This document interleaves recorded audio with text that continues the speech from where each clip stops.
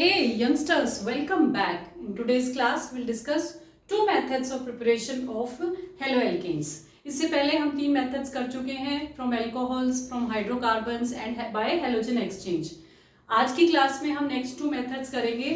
इसमें बेटा ये दोनों बहुत इंपॉर्टेंट मेथड्स हैं और लास्ट में वीडियो को लास्ट तक जरूर देखिए क्योंकि लास्ट में हम इस पर बेस्ड कुछ क्वेश्चंस भी सॉल्व करेंगे जो पिछले सालों में आए हुए हैं प्लस जो आपके एनसीईआरटी में दिए हुए हैं. तो let us start the video. So the first thing is कि how do we prepare haloalkanes from alkenes?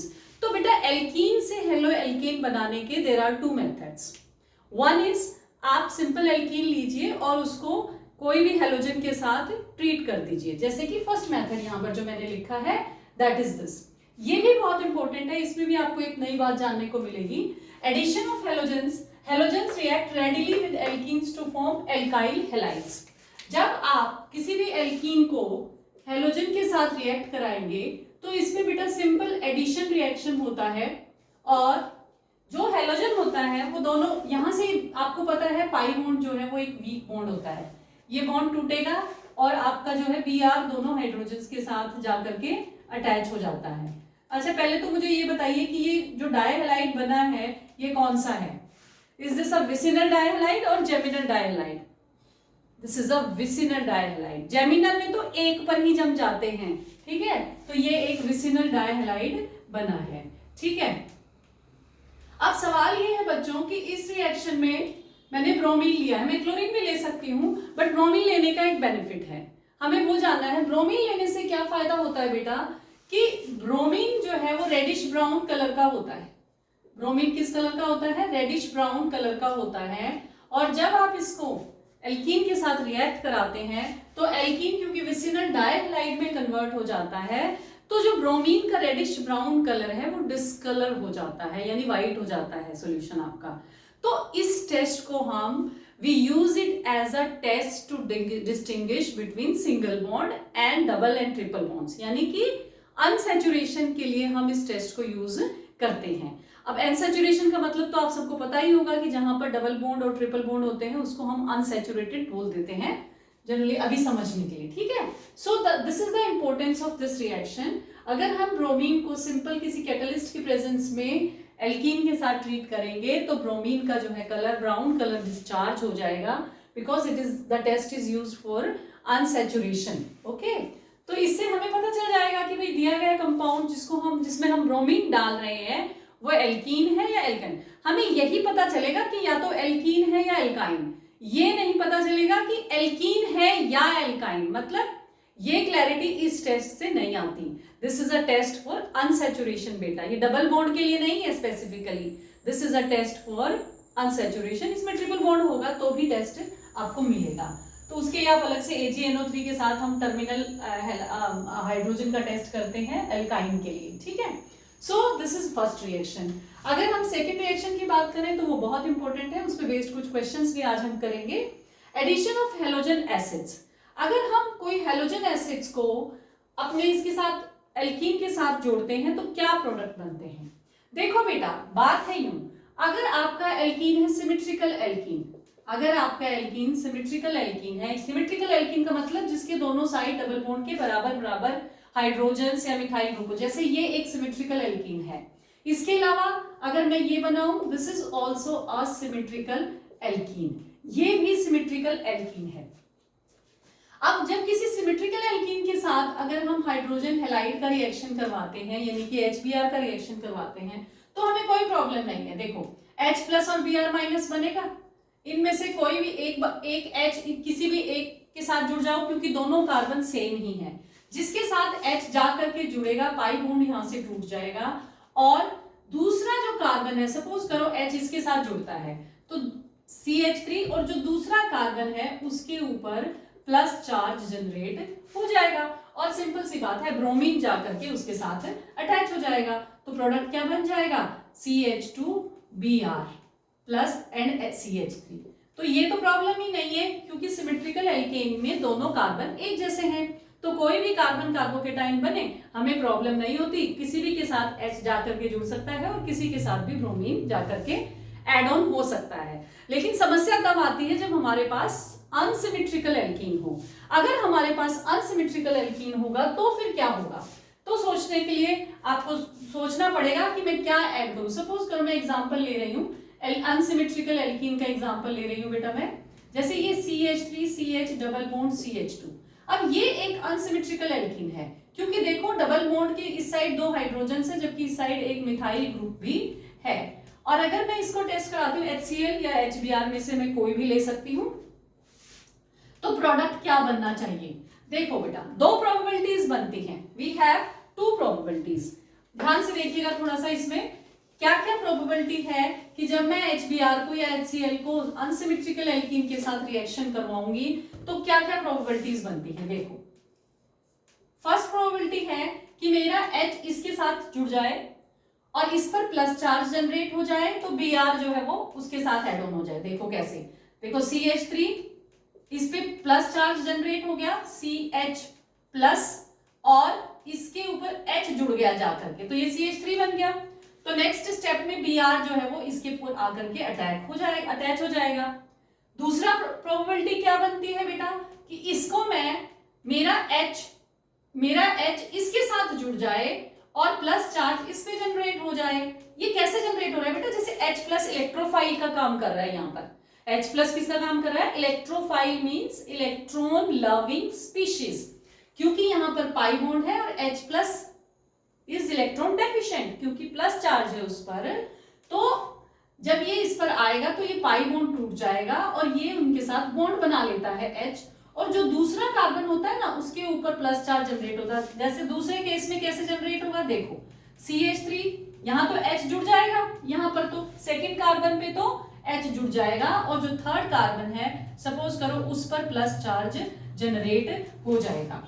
तो ये बन गया आपका ये वाली स्पीशीज। तो यहाँ पर Br आकर के फिर फाइनल स्टेप में यहाँ पर Br जुड़ जाएगा। ठीक है, तो कहने का मतलब क्या कि देयर आर 2 प्रोबेबिलिटीज, 2 संभावनाएं बनती हैं जब आपका प्रोडक्ट जो है 2 तरीके से बन सकता है। लेकिन सवाल ये है कि क्या दोनों प्रोडक्ट्स बराबर बराबर बनेंगे, बिल्कुल भी नहीं, बिल्कुल भी नहीं, दोनों प्रोडक्ट्स बराबर नहीं बनेंगे। इसमें बेटा जो सेकेंडरी कार्बोकेटायन बनाएगा, जब H सपोज करो इस केस में H जो है यहां पर जुड़ा फर्स्ट कार्बन के साथ और उसने यहां पर प्लस चार्ज जनरेट किया, तो जब यहां पर प्लस चार्ज जनरेट हुआ था तो ये सेकेंडरी कार्बोकेटायन बना ना, ये कार्बोकेटायन 2 कार्बन्स के साथ जुड़ा हुआ है, so this is a secondary carbocation. अब सेकेंडरी कार्बोकेटायन जब बना तो जो प्रोडक्ट बनेगा सेकेंडरी या टर्चरी, तो जो प्रोडक्ट बनेगा वो प्रोडक्ट ज्यादा स्टेबल होगा और वही प्रोडक्ट मेजर प्रोडक्ट होगा। ठीक है, तो ये इसका आंसर क्या बनेगा फिर अगर हम इसको सिंपल रिएक्शन करवाते हैं तो ये this is the major product going to be form.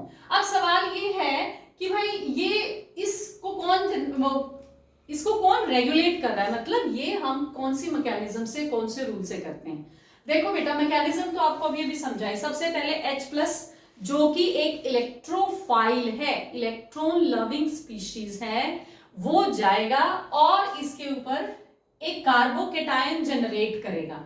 ठीक है, तो इस मैकेनिज्म को बोलते हैं इलेक्ट्रोफिलिक। इलेक्ट्रोफिलिक यानी कि इलेक्ट्रॉन लविंग स्पीशीज एडिशन क्योंकि फाइनली एडिशन ही हो रहा है मैकेनिज्म।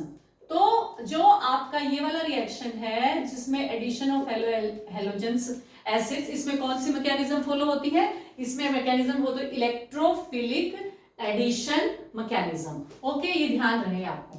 प्लस इसमें जो एडिशन होता है, अगर सिंपल सा इसको हम समझें कि कौन सा रूल के तहत कि H कहां जाएगा, H कहां जाएगा, ये कौन से रूल के तहत हम मानते हैं। So this is Markovnikov's rule. Markovnikov ने इसको सिंपल शब्दों में हमें बता दिया कि जो अटैकिंग स्पीशीज है, जैसे यहां पर अटैकिंग ये है ना, अटैकिंग हैलाइड ये है HBr, तो इसका जो पॉजिटिव पार्ट है, जो ये एडेंडन है, पॉजिटिव स्पीशीज है, that will go to the carbon having more number of hydrogens. अब यहां पर डबल बॉन्ड के ऊपर फोकस करना है आपको, इसमें और इसमें कौन से वाले के पास ज्यादा हाइड्रोजन है, तो इसके पास ज्यादा हाइड्रोजन है, तो ये जो है इसके पास ही जाएगा। ये देखो यहाँ पर हमने CH3 कर दिया ना, और जो ब्रोमीन है वो कहाँ जाएगा, जो लेस नंबर ऑफ हाइड्रोजन्स होंगे। देखो H will go to the carbon having more number of hydrogens and Br will go to the carbon having less number of hydrogens। तो ये है बेटा मार्कोनिकॉव्स एडिशन। आई होप आपको ये बहुत अच्छे से समझ आ गया होगा कि मार्कोनिकॉव रूल क्या कहता है और कैसे उसमें जाकर के एडिशन होता है। ये तो रूल है, लेकिन बेटा जो एक्चुअल प्रोसेस हो रहा है वो क्यों हो रहा है, क्योंकि यहाँ क्यों Br अटैक हो रहा है, क्योंकि ये सेकेंडरी कार्बोकेटायन बनता है। तो ये भी आपको पता होना चाहिए, सेकेंडरी और टर्चरी कार्बोकेटायंस जो है वो ज्यादा स्टेबल होते हैं, इसलिए जो है एडिशन वो है जो सेकेंडरी और टर्चरी कार्बोकेटायंस पर होता है। ठीक है, now let us talk about कि अगर सेम क्वेश्चन में सेम ही चीज दी हुई है लेकिन बीच में पेरोक्साइड लिख दिया, अब सारी कहानी बदल जाएगी। अब सारी कहानी बदल जाएगी। पेरोक्साइड आने से जब आपका हेलोजन एसिड अटैक करेगा तो वो जो है उल्टा हो जाएगा जैसा इसमें था। इसमें तो positive part will go to the carbon having more number of hydrogens, लेकिन जब पेरोक्साइड आएगा तो एंटी मार्कोनिकोव रूल लग जाएगा and positive part will go to the carbon having the hydrogen of the attacking species will go to the carbon having less number of hydrogens. याद कैसे रखेंगे, rich gets richer.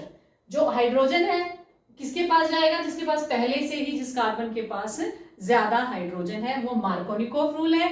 और anti Markovnikov में hydrogen किसके पास जाएगा, जिसके पास पहले से ही कम हाइड्रोजन है। आई होप कि आपको मेरी बात अच्छे से समझ में आ रही है। इसके अलावा इसमें जो है in presence of peroxide the H of the attacking halide will go to the carbon having less number of hydrogen. और इसमें बेटा फ्री रेडिकल मैकेनिज्म के थ्रू ये रिएक्शन होता है।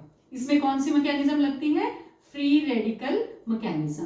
तो इस तरह से ये दो मेथड्स हैं जिसमें हम एल्कीन्स की हेल्प से हेलो एल्केन्स प्रिपेयर कर सकते हैं। दोनों ही बहुत इंपॉर्टेंट है।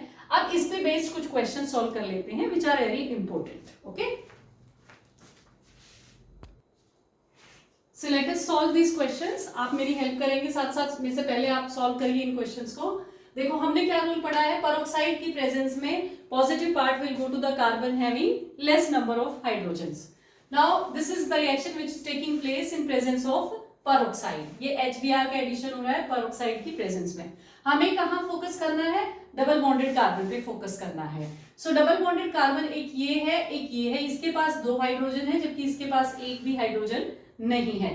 तो पॉजिटिव पार्ट कहाँ जाएगा, यानी H प्लस कहाँ जाएगा, तो ये यहाँ आ जाएगा। तो प्रोडक्ट क्या बनेगा बेटा, देखो CH3 C CH3 H इसके साथ जुड़ जाएगा और CH2 Br इसके साथ जुड़ जाएगा, ये बनेगा। ठीक है, इसी तरह से नेक्स्ट क्वेश्चन देखिए, इंपॉर्टेंट क्वेश्चन है 2024 में शायद क्वेश्चन आया हुआ है। देखो यहाँ पर अगेन आपको पेरोक्साइड की प्रेजेंस में ही रिएक्शन करवाना है। तो पेरोक्साइड की प्रेजेंस में कैसे करवाएंगे आप देखो, फोकस कहाँ करना है बेटा, डबल बॉन्डेड कार्बन पे। ये है दोनों डबल बॉन्डेड कार्बन। अब देखो यहाँ पर जो है, ये जो है सपोज करो इसके पास, क्योंकि साइक्लो है तो इसके पास 1 2 3 एक H और इसके पास एक भी H नहीं है। 1 2 3 4 कार्बन की वैलेंसी पूरी हो गई। यहाँ पर एक H है तो positive part will go to the carbon having less number of hydrogen. तो होगा क्या, यहाँ पर जो है कैसे बनेगा प्रोडक्ट, डबल बॉन्ड तो टूटेगा, डबल बॉन्ड तो टूटेगा। तो पॉजिटिव पार्ट यहाँ जाएगा बेटा और ये ऐसे रहेगा, H यहाँ लग जाएगा और Br आपका यहाँ लग जाएगा। ठीक है, देखो समझ आ गया ये आपको। यहाँ पर फोकस करना है आपको, यहाँ पर। ठीक है, ये डबल बॉन्ड के ऊपर फोकस करना है। तो ये जो साइक्लोहेल इसके अंदर दो हाइड्रोजन लगे होते हैं, लेकिन यहाँ तो डबल बॉन्ड है ना, इसलिए यहाँ पर हमने एक हाइड्रोजन लगाया। वैलेंसी देखो ना, कार्बन की 4 होती है, 1 2 3 4 और यहाँ पर ऑलरेडी 1 2 3 4 कार्बन की वैलेंसी सेटिस्फाइड है। तो एक हाइड्रोजन यहाँ पर है, यहाँ पर एक भी नहीं है। तो पॉजिटिव जो H है वो कहाँ जाएगा, जहां पर कम है, इसलिए मैंने H यहाँ पर लगा दिया और Br यहाँ पर लगा दिया। Okay, let us talk about this.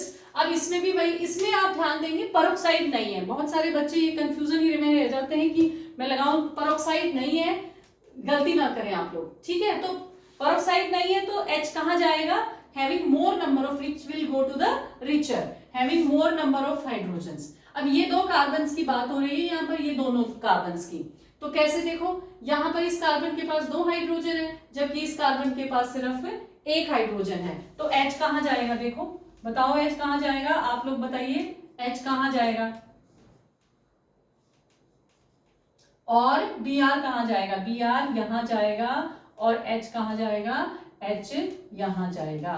तो H इसके साथ जुड़ जाएगा, डबल बॉन्ड टूट जाएगा, और Br इसके साथ जुड़ जाएगा। This is going to be the product. ये बड़े बड़े देख करके घबराया मत करो कि रिंग लगी है फलाना ढिमकाना, कुछ नहीं, आपको जो मेन चीज है उस पर फोकस करना है। मेन है डबल बॉन्ड, HBr का एडिशन हो रहा है या HCl का एडिशन हो रहा है, परोक्साइड नहीं डला हुआ है, तो मार्कोनिकोव लगेगा, सीधी सी बात है।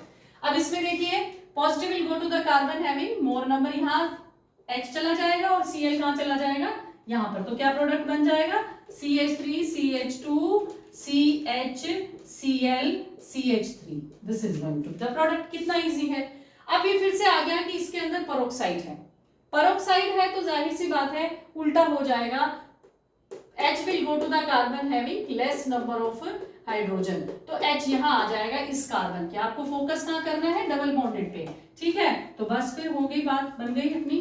तो ये बन गया जी आपका CH2 CH, एक और H लगेगा, एंड CH2Br, ठीक है। So these are going to be the products. ये प्रोडक्ट्स बनेंगे जब आप इन सबको, तो आप इस तरह के और क्वेश्चन की प्रैक्टिस कर सकते हैं। Thank you, stay happy, stay healthy, keep learning. और बेटा अगर पढ़ाया हुआ समझ आ रहा है तो चैनल को लाइक शेयर एंड सब्सक्राइब जरूर करें। Thank you so much.